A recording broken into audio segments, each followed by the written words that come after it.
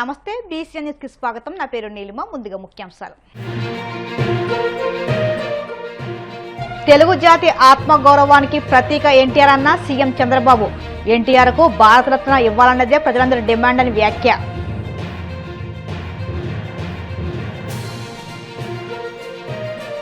ఎన్టీఆర్ అందరికీ ఆరాధ్య దైవమన్న ఎమ్మెల్యే గోరంట్ల బుచ్చయ్య చౌదరి. ఎన్టీఆర్ పై వైఎస్ఆర్ అవినీతి ఆరోపణలు చేసి పారిపోయారని ఎద్దేవా. అస్సాం మేఘాలయాల్లో కేంద్ర మంత్రి శ్రీనివాస వర్మ పర్యటన. వివిధ కేంద్ర రాష్ట్ర ప్రభుత్వ సంక్షేమ పథకాల అమలు తీరుపై అధికారులతో సమీక్ష. జగన్ పాలనలో బీసీల్ని బ్యాక్ బోన్ కులాలుగా నిలబెడితే కూటమి సర్కార్ మళ్లీ వారిని వెనక్కి నెట్టేస్తుంది. వైసీపీ బీసీ మాజీ మంత్రులు ఫైర్. చరిత్ర ఉన్నంత వరకు తెలుగువారి గుండెల్లో ఎన్టీఆర్ శాశ్వతంగా నిలిచిపోతారని ముఖ్యమంత్రి చంద్రబాబు అన్నారు. తెలుగు జాతి ఆత్మగౌరవానికి ప్రతీకగా నిలిచిన ఎన్టీఆర్ కు భారతరత్న ఇవ్వాలనేదే ప్రజలందరి డిమాండ్ అని చెప్పారు. మహానాడులో చంద్రబాబు మాట్లాడుతూ ఈ వ్యాఖ్యలు చేశారు. రాష్ట్రానికి దేశానికి విశేష సేవలు అందించిన ఎన్టీఆర్ కు దేశ అత్యున్నత పురస్కారం భారతరత్న ఇవ్వాలని మహానాడులో ఏకగ్రీవ తీర్మానం చేశారు.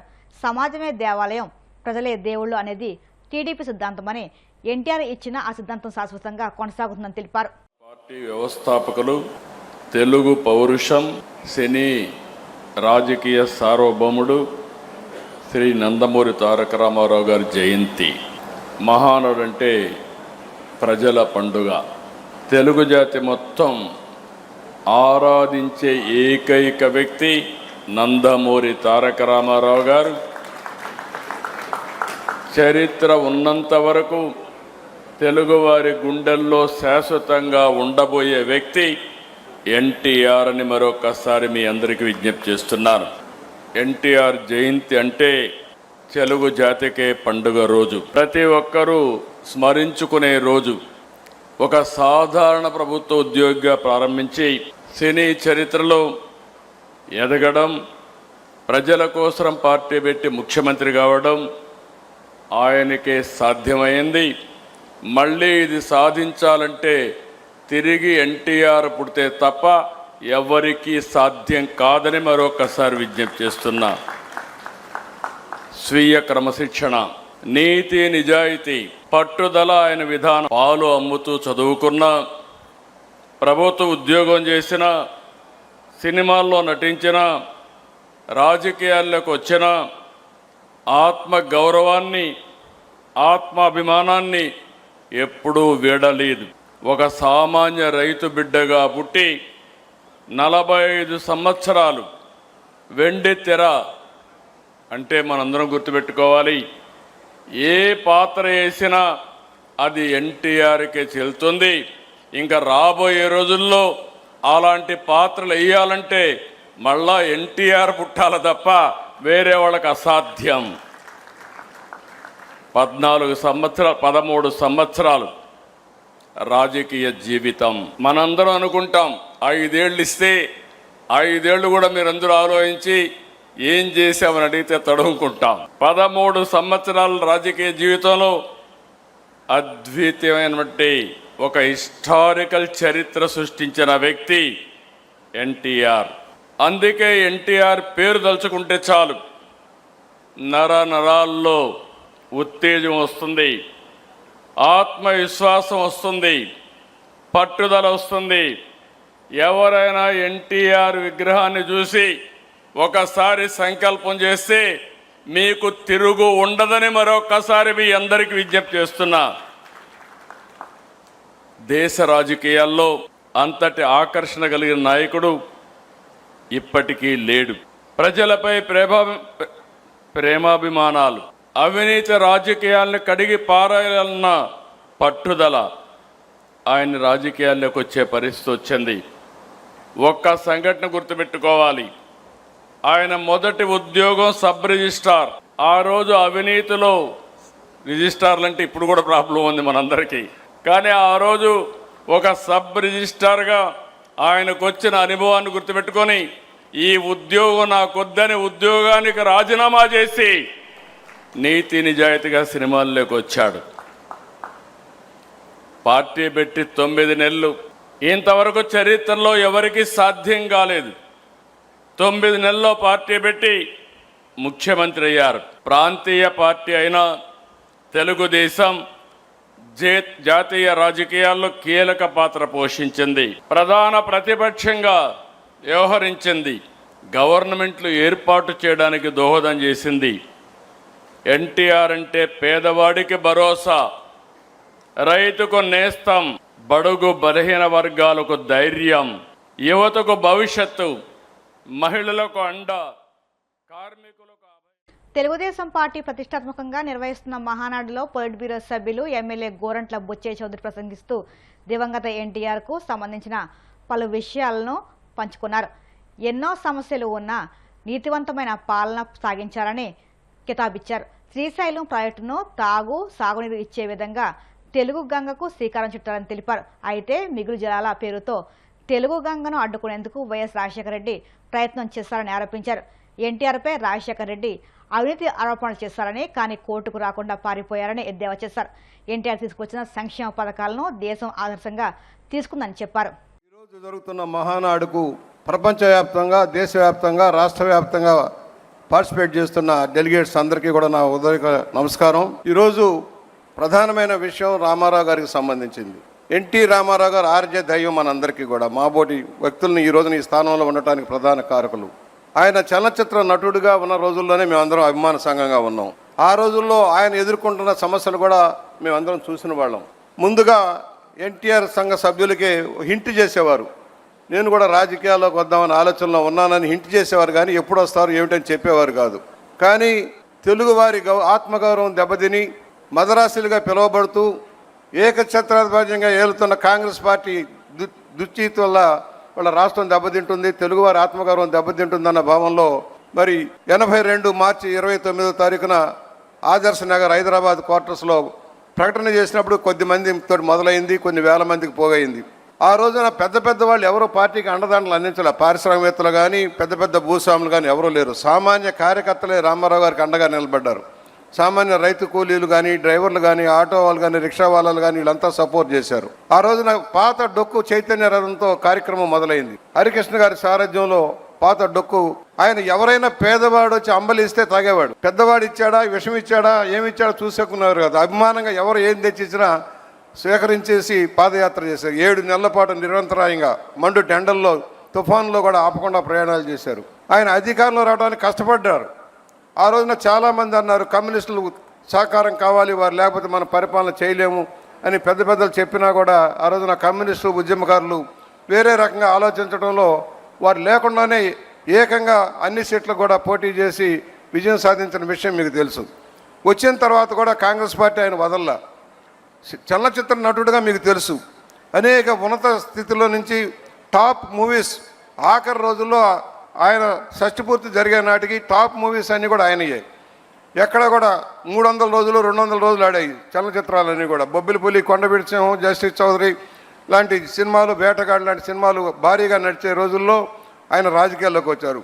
ఆ రోజున టాప్ 100 మందిలో ఒక్కడే టాప్ లెవెల్లో ఉండేది. అలాంటి వ్యక్తి రాజకీయాల్లోకి వచ్చి నీతివంతమైన పరిపాలన ఆదించడం కోసం ముందుకు వచ్చారు. ఎదుర్కొన్నారు, సమస్యలు ఎదుర్కొన్నారు. నాదెండ్ల భాస్కరరావు సెకండ్ నడ్డు పెట్టి ఏ విధంగా దెబ్బతీశారో మనం చూసాం. దానికి కారణాలు మనకు తెలుసు. ఆయన అత్యుత్సాహం. మేము చిన్న సంఘటన చెబుతా, భాస్కరరావు ఉదంతానికి చెబుతున్నా. మేమందరం అన్నగారి దగ్గరికి వెళ్ళాం. అధికారులు ఉద్యమంలోకి వెళ్తూ ఉన్నారు. ఉద్యమంలోకి వెళ్తున్నప్పుడు వారు చెప్పారు, వారు కొంత జీతాలు పెంచమంటున్నారు, వారు కొన్ని కోరికలు కోరుతున్నారు, తీరుద్దామని చెబితే అక్కడ ఆయన అన్నమాట ఏంటంటే, భాస్కరరావు గారు ఆర్థిక శాఖ మంత్రిగా కుదరదు, అవధన్నగారు ఇది ఖచ్చితంగా మనం దెబ్బతిన్నాం, కుదరదని చెప్పారు. అయిన తర్వాత ఆయన బయలుదేరారు. ఆయన వెనక మళ్ళీ మేము బయలుదేరాం. 2 ఛానల్స్ మధ్య వెళ్తున్నప్పుడు అధికారులు వచ్చారు. అధికారులు వచ్చి అడిగినప్పుడు ఆయన చెప్పింది ఏంటంటే, మూర్ఖుడయ్యా, వింటం లేదా, నేను చెప్పాను ఇవ్వద్దామని అన్నారు. ఇవ్వమని చెప్పింది రామారావు గారు, ఇవ్వద్దని చెప్పింది భాస్కరరావు గారు. ఉద్యోగులకు ఇచ్చిన సందేశం ఏంటంటే రామారావు గారు వద్దన్నారని చెప్పే సందేశం. ఏదైతే దెబ్బతిని ఎన్డీఏ కూటమి ఏర్పాటై నేషనల్ ఫ్రంట్ ఏర్పాటైందో, దెబ్బతిన్న కేంద్ర ప్రభుత్వ పెద్దలు భాస్కరరావు గారిని అడ్డుపెట్టి రామారావు గారిని దించడం, పోరాటం అందరికి చాలా విషయాలన్నీ చెప్పారు. ఏ విధంగా పోరాటం జరిగింది, ఆ పోరాట నిర్వహణలో చంద్రబాబు గారి పాత్ర ఏంటి, మనం అందరినీ కూడగట్టి ఏ విధంగా నడిపారు. నెల రోజుల్లో భారతదేశంలో తిరిగి ఇందిరాగాంధీని జయించి అధికారంలోకి వచ్చిన ఏకైక నాయకుడు నందమూరి తారక రామారావు గారు. అలాంటి వ్యక్తి చలనచిత్రాల్లో మౌటం లేని మహారాజా కాదు, రాజకీయాల్లో కూడా నీతివంతమైన పరిపాలన అందించడం కోసం కృషి చేశారు. ఇవాళ మీరు జగన్మోహన్ రెడ్డిని చూస్తున్నారు. ఆయన తండ్రి నిర్వాహకం కూడా మీకు తెలియాల్సిన అవసరం ఉంది. రామారావు గారు కేవలం విద్యుత్ శక్తి ప్రాజెక్టుగా ఉన్న శ్రీశైలం ప్రాజెక్టుని మంచినీరు, తాగునీరు, సాగునీరు ఇచ్చేదానికి తెలుగు గంగతో మొదలు పెడితే ఈశాన్య రాష్ట్రాల కోసం ప్రధాని మోదీ ప్రారంభించిన సమగ్ర అభివృద్ధి కార్యక్రమం క్షేత్రస్థాయిలో గణనీయమైన ఫలితాలను ఇస్తుందని కేంద్ర ఉక్కు, భారీ పరిశ్రమల శాఖ సహాయ మంత్రి భూపతిరావు శ్రీనివాస్ వర్మ అన్నారు.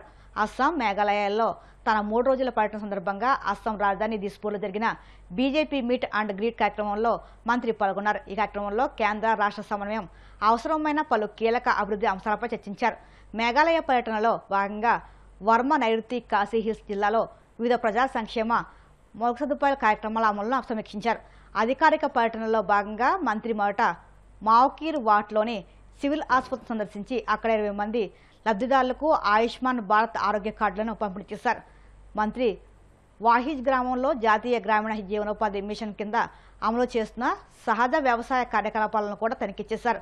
మావులాంగ్ వీర్ పర్యటన సందర్భంగా పిల్లలు, అంగన్వాడీ కార్యకర్తలతో ముచ్చటించి బాలల సంక్షేమం, పోషకాహార కార్యక్రమాలను సంబంధించిన కార్యకలాపాలను సమీక్షించారు. అనంతరం ఆయన ప్రధానమంత్రి ఆవాస్ యోజన గ్రామీణ ఇంటిని ప్రారంభించి ఒక లబ్ధిదారునికి తాళం చెవిని అందజేశారు.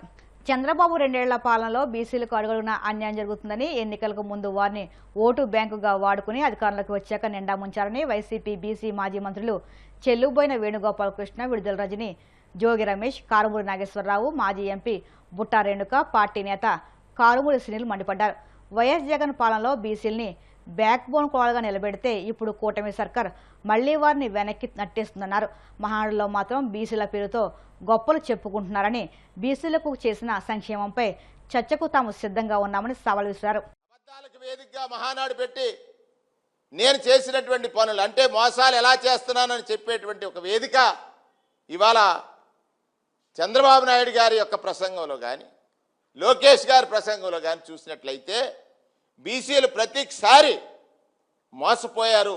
తెలుగుదేశం పాలనలో మీ అవసరాల కోసం అబద్ధాలని హామీలుగా ఇచ్చి అధికారంలోకి వచ్చి వాటిని అమలు చేయకుండా బీసీలని దగా చేసినటువంటి పార్టీ తెలుగుదేశం పార్టీ.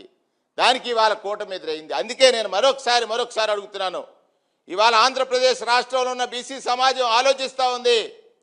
చంద్రబాబు నాయుడు గారు చేసిన మోసం గురించి చర్చిస్తూ ఉంది. నాడు ఒక బీసీని ఉప ముఖ్యమంత్రి చేసి నేడు ఉప ముఖ్యమంత్రి పదవికి బీసీ సరిపోడా, బీసీలకు ఇవ్వాల్సిన అవసరం లేదు, నాకు ఏదైతే ఓటు బ్యాంక్ ఉందో అది లభించేసింది అనేటువంటి ఒక ధైర్యమా ఆలోచించమని బీసీల తరఫున డిమాండ్ చేస్తా ఉన్నాను. ఉప ముఖ్యమంత్రి పదవి ఇవ్వని చంద్రబాబు నాయుడు బీసీల ద్రోహి అని చెప్పుకోవడానికి బలవంతుడిగా, శక్తివంతులుగా బలహీన వర్గాలు ఒక దమ్ముగా, ధైర్యంగా 2019 నుంచి 2024 వరకు జగన్మోహన్ రెడ్డి గారి పరిపాలనలో సంతోషంగా, సుఖంగా ఉంటే ధైర్యంగా గుండె మీద చేయి వేసుకుని మా జగనన్న ఉన్నాడు, మా జగనన్న ప్రభుత్వంలో స్పీకర్ పదవి దగ్గర నుంచి, క్యాబినెట్లో మినిస్టర్ దగ్గర నుంచి, ఎంపీ దగ్గర నుంచి, ఎమ్మెల్సీ దగ్గర నుంచి ఆఖరికి రాజ్యసభ సీట్లు సైతం, రాజ్యసభ స్థానాలు సైతం ఢిల్లీలో అడుగు పెట్టించి మా వర్గాలకి మహాత్మా జ్యోతిరావు పూలే గారి ఆలోచనల్ని, ఆశయాలని ఆచరణ చేసి చూపించిన జగన్మోహన్ రెడ్డి గారు, అభినవ పూలే. ఆయన నాయకత్వంలో 50% జగన్మోహన్ రెడ్డి గారు బీసీలంటే బ్యాక్వర్డ్ క్లాస్ కాదు, బ్యాక్ బోన్ క్లాస్ అని చెప్పి, బీసీలు వెన్నెముక అని చెప్పి జగనన్న 5 ఏళ్ల పాలనలో ఈ రాష్ట్రంలో బీసీల పట్ల తనకున్నటువంటి ప్రేమని, బీసీల్ని బలోపేతం చేయాలనేటువంటి ఒక మంచి ఉద్దేశంతో ఏ విధంగా అడుగులు ముందుకు వేశారో రాష్ట్ర ప్రజలంతా చూశారు. తద్వారా బీసీలు ఏ విధంగా బలవంతులయ్యారు, బెనిఫిట్ అయ్యారనేటువంటి విషయం ప్రత్యేకంగా చెప్పనటువంటి అవసరం లేదు. మరి ఈ రోజున చూస్తూ ఉన్నాము, కూటమి ప్రభుత్వం అధికారంలోకి వచ్చాక ఏదైతే జగన్మోహన్ రెడ్డి గారు బీసీలే మా వెన్నెముక అని చెప్పి ఏ విధంగా చెప్పారో, మరి ఈరోజు చంద్రబాబు నాయుడు గారు చూస్తున్నట్టయితే బీసీలని వెనుకబడిన క్లాసెస్గా కాదు, బ్యాక్వర్డ్ క్లాసెస్గా కాదు, ఇంకా కూడా వెన్నుపోటు పొడుస్తున్నాడనే చెప్పొచ్చు. ఎందుకంటే 2 సంవత్సరాలైంది. ఈ 2 సంవత్సరాల కాలంలో బీసీలకు సంబంధించి ఎటువంటి కార్యాచరణ కానీ. ఇప్పుడు కాసేపు ప్రకటనలు.